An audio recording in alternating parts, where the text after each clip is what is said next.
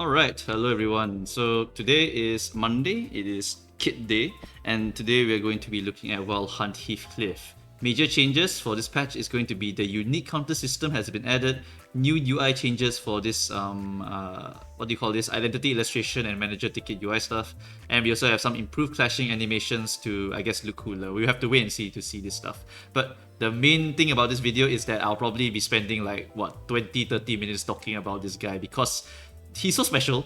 The king is so special that he has 2 pages. They couldn't fit all of these unique statuses onto him, so they had to do it in 2 pages. And even then, in the first page here, you can see 5, 8, 10 lines on one skill here. So it's a shit ton of reading. So I'll need to explain this character as succinctly as possible. So for Heathcliff, right, you can just kind of think of the flow of Heathcliff as a Phillipclair. Phillipclair is a unstable ego character, right? He's a volatile ego character. He cannot control his transformation. He can only transform when he's very sane, and he will go out of the form when he hits 0 sanity or something along those lines, right? So something like that, you copy paste to Heathcliff, and that is what this character is also. He is a character that builds up SP in regular form, and then once he starts riding his horse, he will start to lose his SP. That is how this character works. The interesting thing about him is that he's a lot more stable than Phillipclair. He is able to choose when to get on the horse and when to get off the horse. So he has choice here. And even then, he doesn't get forcefully kicked out of the horse form. He can choose to continue riding the horse, and he has an RNG chance to stay in horse form or to get off the horse form.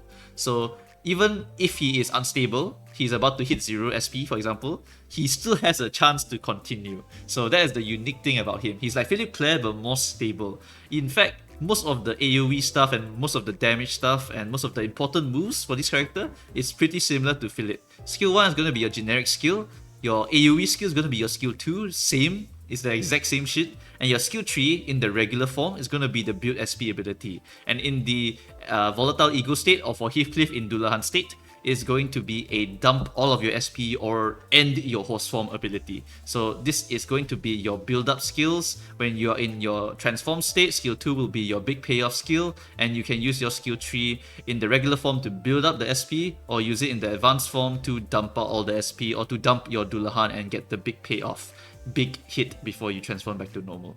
It's just that Phillipclair does not have the unique Library of Ruina counter ability on him. So that is one of the big things that Heathcliff does have over this guy. Which means, right, because you need so much SP, it is likely that we will see Yi-Sang, base Yi-Sang, as well as base Hong Lu buffing Heathcliff, because they are able to heal him for SP, lets him go back into his horse form a little bit faster. Maybe, alright, it's just a theory. But if this character is somehow negative coins on certain moves, it is possible that you don't want too much SP gain, otherwise you will not be able to get the big cash payout from like a skill tree or something along those lines. So I'm just going to say it's possible that he could be exactly like Philip, where he needs a lot of help to become very sane, or he has full control over himself and he has a big cash payout skill tree where he needs a negative coin. So yeah, that is generally how this character functions. It's just that this character also has a bunch of other shit slapped onto him. Pmoon was like, alright, let's set this pen on fire and just start writing, because they just gave him like a billion things. Really just too much stuff to talk about here. So let's just get into the actual stuff. Let's talk about the Coffin ability first. This unique status is gained by killing enemies or using your skill tree, whether it be the advanced skill tree, which is in your horse form, or the regular skill tree, which is your unhorse form. Both of them will give you coffins, and you're also able to get coffins, additional coffins, if you kill with the skill tree. So skill tree is a killing move as well as a coffin building move, and you also have a passive that gives you your coffin ability back. So yeah, this coffin ability here, the reward for having it is gain damage up for every X value next turn, raise minimum speed for every X value next turn, and gain clash power for every X value next turn. Basically, your minimum speed can become your maximum speed. So you can have like a range of 4 to 8. With this additional coffin stacks, you can actually go up to 8 speed only. You can only roll 8 speed. So that's what this thing here looks like. You also can gain damage up for every X value next turn. Now that is really spicy. because this can go up to 10, and if you can get 10 stacks of damage up, even just 5 stacks is already 50% extra damage. So if it's 100% extra damage, that's gonna be ridiculous for this character. So Coffin, huge damage boost for this character, and you also get Clash power up for every X value next turn. This Clash power up is actually very, very important for this character, because just like Philip, his sanity is going to go haywire. He will not always be able to clash properly against enemies, because his sanity will go really high, then he will lose a certain amount at this turn, and then lose a certain amount at this turn, and so on and so forth. So eventually this character will not be able to clash very properly, but Coffin gives him Clash power up, a fixed number of it. So that means he will be able to actually maintain his clash quite well, even if his sanity is fluctuating a lot. Hopefully that's how the numbers work up. Otherwise, this character could actually have a really terrible clashing because his sanity is going haywire, right? Wild Hunt is going to be something that consumes your Coffin. So you will consume Coffins if an ally dies, and you activate Wild Hunt onto them, bringing them back from the dead to fight for the Wild Hunt King here, right? In the same turn that this unit gained Wild Hunt for the first time, this unit will always have 1 remaining HP, and at turn end, it will also heal X% HP and change SP value to Y. If this unit is killed by an attack, you will gain Ego Resource and also inflict sinking against the attacker. And then this unit will also die at the end of the same turn this unit is revived. So from what I can tell, right, this unit actually lives and does all of her stuff and then dies again. That is what I'm seeing here. So I don't really understand why there's a turn end heal HP % thing here.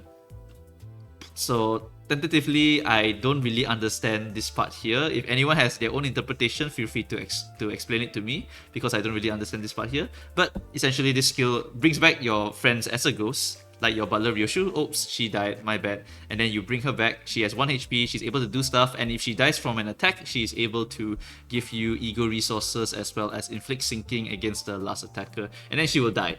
So yeah, this thing here consumes your Coffins, and Coffins gives you a lot of extra stats and stuff. So ideally you don't really want to activate Wild Hunt, but at the same time it's a very cool lore-friendly ability that he has in order to just full send your allies at them, and then if your allies die, you just keep bringing them back and just keep full sending them as long as you're able to have Coffin stacks. Alright, so Wild Hunt, I'm guessing the practical use of this will be to never use it if you can, because you would rather save your Coffin stacks to buff your Heathcliff rather than spend it to bring back your allies. But in the end, if you bring back your allies, you get some bonuses for them dying. So yeah. Dullahan, this is your horse form. It is the controllable horse form. It is not like Volatile Ego State for Sinclair. You're able to choose when to get off and on this horse. And to get on this horse, you just need to get a unique status called Dullahan.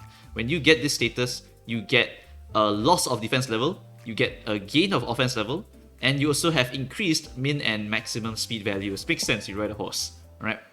This can stack up to 3, and at turn end, at X minus SP, you lose Dullahan or gain 1 Dullahan next turn. This line is as simply read as, if you are below SP, you have a chance to become the king and gain 1, or you have a chance to say, nah, I'm not feeling it today, and lose Dullahan. So it's a 50-50. Luck is a representation of skill or something like that. There's a meme on the Limbus help Discord, whatever. But yeah, essentially you have a chance to remain in horse form or a chance to lose your horse. So yeah, this is a very interesting thing. I guess it shows how controlled he is compared to Sinclair, in that he can actually maintain his form if he wants. And then at turn end, here you can see you will lose X minus Coffin divided by Y SP. So in Dullahan form, you will be like Phillipclair, losing your SP a bunch of times. And eventually, you will drop to here, and you have a chance, not like Phillipclair where he straight up dies. It is, you have a chance to lose your Dullahan form, or you have a chance to continue being Dullahan next turn. So yeah, that's the interesting thing about this character here. I like the lore friendliness of all of this, in my opinion. I think that Heathcliff is just a stronger, more controlled version of Philip, and that is why his Dullahan kind of functions like this. Alright, Impending Ruin. For targets with SP, you change their panic type to Ruin, and what happens is that now whenever they go to low morale or the panic state when they get their SP nuked, they will gain sinking potency at every turn end and lose clash power, or if they panic, they will gain sinking and sinking count at every turn end and lose clash power. So really powerful change to the panic type ability, and also has the same effect as the Echoes of the Manor, because units without SP have a less chance to flip hits, exactly the same. And apply the units without SP condition, to enemies that have SP but cannot panic or cannot change their panic type. So they will also have a less chance to flip hits. So another instance of the Echoes of the Manor special ability here. So that is just really, really powerful. Also, it is pretty much similar to Echoes of the Manor, where it's reduced at turn end, and the effect is not cumulative, where if you inflict a certain amount of it again, it just straight up replaces the value, it does not stack the value. So if it's 3 replacing 1, it will just become 3, it won't become 4, it will just be 3. Alright. So, Impending Ruin is a status change that gives you a bunch of sinking and sinking count. Dullahan is your offense level mode, activates and gives you a bunch of extra bonuses. While Hunt is the ability to make your allies come back to life, and Coffin is the one that gives you a bunch of stats, and you need to eat this in order to activate While Hunt. So that is what these unique statuses are going to do, and just like that I took like 7 minutes to explain that. So now let's talk about the abilities of this guy. First off, how do you transform into the horse? It is a combination of his first passive, he has 2 passives, first passive, and his counter ability. The counter ability is the only way to gain Dullahan, except for if X plus allies have been defeated. I think that's the only other way to get Dullahan. So this is the one you're unlikely to get. It's like Blade Lineage Assault. You are unlikely to get the, if all of your Blade Lineage allies die, you get this bonus, right? So for Heathcliff, you are also unlikely to trigger this one. But at turn start, if this unit has Dullahan, you will mount Dullahan. The fact that these 2 are yellow does not help with the explanation here. This is supposed to be the status, and this is supposed to be the actual horse. So this should be like red color or something along those lines. But yeah, basically, if you have the unique status of Dullahan, you will mount Dullahan. And to get that, you need to use the counter skill called Old Dullahan. Yep, you're calling your Dullahan to yourself. And ignore this one here. First, we start with Combat Start. If this unit does not have Dullahan and you use this skill, you will gain Dullahan next turn, which means that you will be able to ride your horse at that time. And then after that, on use, you gain coin power for every X sinking potency on the target. You also gain offense level up next turn equal to the number of clashes divided by X. And on hit, inflict sinking and sinking count. So that is the before you ride your horse part, right? Now we talk about after you're on the horse. Now if you're on the horse and you use your counter skill at that point, if this unit has Dullahan and has X plus SP, you will activate Lament, Mourn and Despair as your counter, basically forcing you to use your enhanced skill 3-1, allowing you to cash out. Take note, when you use this skill, you will lose Dullahan at the end. So this is also the way you can get off your horse. If you want to get off the horse, you can just use your counter skill. And the counter skill also has another line here, if this unit has Dullahan, you lose your horse. So essentially this is forcing you off of your horse and also putting you back on the horse. And this skill is also the Library of Ruina special icon here, showing that this is a unique counter ability, which means that you will one-sidedly clash the enemy. If you win the clash, you get to slap him and ride your horse, or get off your horse, or transform your skill, this counter skill, into 3-1, annihilate your opponent, and then get off the horse. So yeah, this counter skill is hella stacked. Is the get on the horse, it has sinking and sinking count, it has coin power, it has 2 coins on it, it is one-sided attacking all the enemies, it's special, it's not like any of the other counters, and it's also a way for you to cash out the horse ability, or if you don't have the cash out SP, then you are able to just get off your horse if you don't want to be on the horse anymore. So yeah, full control over whether you ride the horse or get off the horse. Really, really stacked counter ability here, right? And that's just the counter, by the way. Let's talk about the passive, the rest of the passive. So every time you ride your horse, you lose SP, right? And I think the reason why this counter ability has a Clash Wing gain offense level up is because you will lose a fixed amount of SP every time you mount. Which means that this offense level up, to help buff your clash power, is supposed to help you to be able to clash with your reduced amount of SP. Is what I'm thinking here. So this kind of counteracts this line here. And I talked about this line already. If this unit gets staggered due to damage or re-stagger threshold while mounting your Dullahan, you will not be staggered. So if you get staggered in Heathcliff form, you say, nah, I'm in the horse form now. The horse will do all my actions for me, or something along those lines. And if the stagger is something that cannot be naturally recovered from, then this unit does not mount a Dullahan. So if it's like Chroma, Chroma has Gaze, which forcefully staggers you, well, that shit will not be recovered if you transform into Dullahan on the same turn. So do not try to do any of those things. I think besides that, there's also Tour Guide. Tour Guide can forcefully stagger you by putting you in the crane. I think that's the only other guy. Everyone else is like whatever, right? And the last passive of Dullahan is that you will gain Coffin when you kill a target. It's a very simple one, right? Okay, so that is the summary of Dullahan. Let's talk about Call of the Erlking, which is your second passive. You deal more damage for every X sinking on target, great. When an ally takes a hit that would kill them, you consume Coffin to apply Wild Hunt to them. You also apply damage up next turn to an ally with Wild Hunt, and if the ally is from Withering or Edgar, apply attack power up next turn. So Linton, the maids, and the butlers, all of them can just go into his team comp and get bonuses if they die, which is unlikely. If you are piloting these characters correctly, you are unlikely to die even with the new content. So far, I don't think the Wild Hunt stuff is going to be quite significant, but it is very lore friendly and cool that he does have this kind of shit here. So this probably will not get triggered, but this part here is just very nice. Like, it's just a free passive that gives you additional damage up, and if your Linton or your butlers die by accident, oops, you are still able to bring them back and just run them down. Support passive is also quite powerful.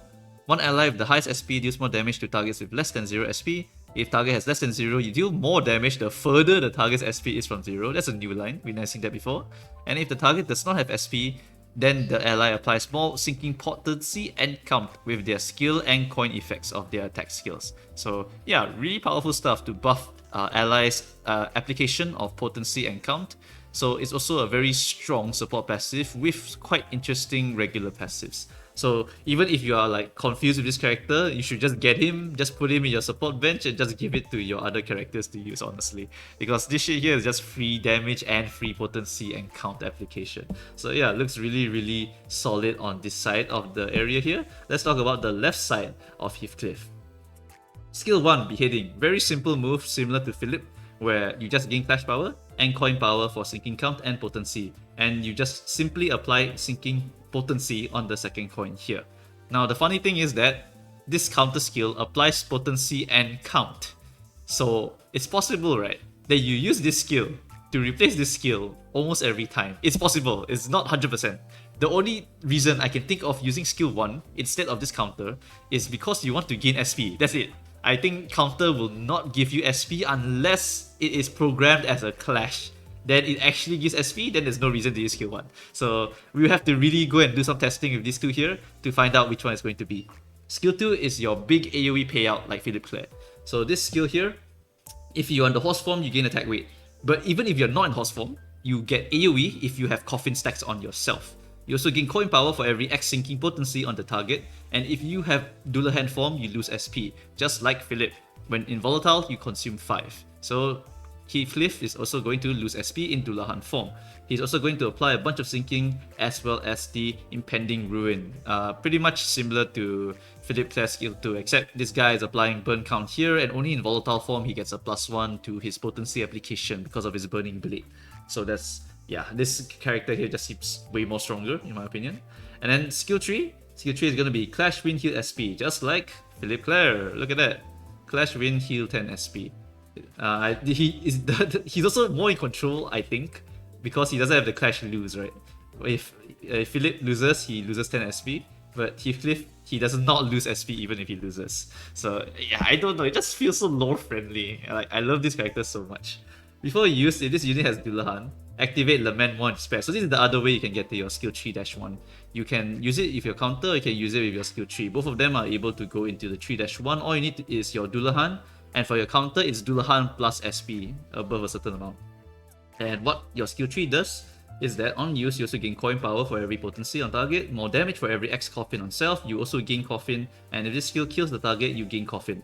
And remember, if you kill, you also gain Coffin from Dullahan. So yeah. Inflict sinking count. If the target has Impending Ruin, inflict sinking count, inflict sinking, and if you kill someone, you take their sinking potency, divide it by X, and then inflict that sinking onto 2 random enemies. So yeah, this skill, really powerful. It's Coffin gain, and if you kill with it, it's also more Coffin gain. And you also are able to apply even more sinking count as well as sinking on every single line here, so it will trigger very well with Echoes of the Manor. And you are also applying a bunch of sinking and slapping them for 2 coins. So yeah, this move here seems just very powerful. And unlike Sinclair's move here, his skill 3, the base one, is 2 coins. And his skill 3-1 is also 2 coins, so it's just slightly better, I would say. Maybe he's gonna have some ridiculous coin power, honestly. And remember that Heathcliff does have Bind's Ego to make any of these single target moves into an AoE move. So if the numbers here are very high, right, the Bind's Ego is actually going to go ridiculous because it will make this really high rolling attack become AoE. So that is a possibility that could become absolutely disgusting. So for now, I'll just like keep that on the back burner and remember to test binds with this character as well. Let's talk about the final one, the Lament, Mourn, and Despair. When you use this, you lose SP. You gain base power for every X sinking on the target. You deal more damage the lower this unit's SP is. You deal more damage for every Coffin on yourself. You deal more damage for every Dullahan on yourself. You gain Coffin. Oh, that was like 6 lines. And then after attack, if this skill kills the target, you gain Coffin. At less than 0 SP, you heal X SP. When at less than 0, you heal even more the further away you are from 0, and you're forced off the horse. Every hit will inflict sinking and sinking count, raise target stagger threshold by X%, deal gloom damage equal to potency, inflict sinking on killed target divided by X, sinking onto 2 random enemies if you kill, as well as heal you SP. Whew, what a skill. There's so much shit on this damn skill. Basically, you get base power boost, damage boost, damage boost, damage boost, as well as your Coffin damage boosting you, as well as your Call of the Erlking boosting you, and if you kill, you also gain additional stacks of Coffin from here, as well as from here, and you also gain an on-use Coffin here, and then at turn end, you are forced off the horse. And if you are less than 0 SP, you will heal X SP. So what this means is that if you use skill 3-1, you will heal back a certain amount of SP, and you'll be back in your normal form, which means that if you can farm enough SP properly, you actually can use skill 3-1, get off the horse, and then use the counter skill next turn to get back on the horse. Because as long as you can hit the X plus SP, you can get back on the horse by using the counter skill. So this part here, this heal of SP, as well as this heal of SP, means that you should ideally try to kill someone, be less than 0 SP, so that you can heal back up, and so that you can go back into the horse form and continue the flow of this character. So yeah, quite a big cash out for this move here. The numbers of course have to determine whether that is possible, but the flow from this character, from what I can tell, is Phillipclair in almost every way, but better, more controlled, more power, changes so many things about the game. He literally has a unique counter designed just from him, brought from Ruina. Literally the only one in the world that has this. This is the king. This is the Wild Hunt King Heathcliff right here. Holy shit. Oh, Dullahan, what a beast of a move. And then we have the 3-1 giving you SP back so you can go back into the horse and repeat that cycle all over again. This character looks like an absolute monster, but it is possible that the sanity changes will make him very hard to control. And if that is too much for you, the support passive is also quite a beastly support passive, where it gives you additional sinking potency and count. So you can always just put him on the bench and buff your other allies. And that is the summary of this character. Phillipclair, but billions of things and just better control over this character than Phillipclair. So yeah, that is the summary of this character. Remember that we do have Bind's Ego to combo with this Heathcliff, which means that you can make your abilities the King in Binds, which lets you do AoEs with your abilities. And I don't even know if that will work with your freaking counter skill, because the counter skill is actually kind of like an attack, so it could be coded like that. I don't know, there's so many things to test. I need to see if Binds actually works on like all of this, or the counter skill. I need to check if the counter skill can clash multiple enemies, and I need to double check like the Wild Hunt, how does it actually work? Does it like insta kill them then bring them back immediately? Why is there even a turn and heal ability on it? Like there's so many things to go and test and try, but this character seems like an absolute monster. He has so much shit going for him. I can't wait to see the numbers, and I hope the numbers are good, because this character is like the big bad of this season. We have to have some good shit on him, no? Alright, so that's gonna be it for this video. Feel free to comment down below your own theories or any answers that you might have to my questions, and I shall see you guys when the numbers are actually released. Oh, my king has arrived, and and Pmoon cooked him so hard. Holy shit, they cooked him so hard. Look at this man. He's just Phillipclair but more controlled. It's just so damn good. Alright, I'm done. I'll see you guys next time. Bye bye.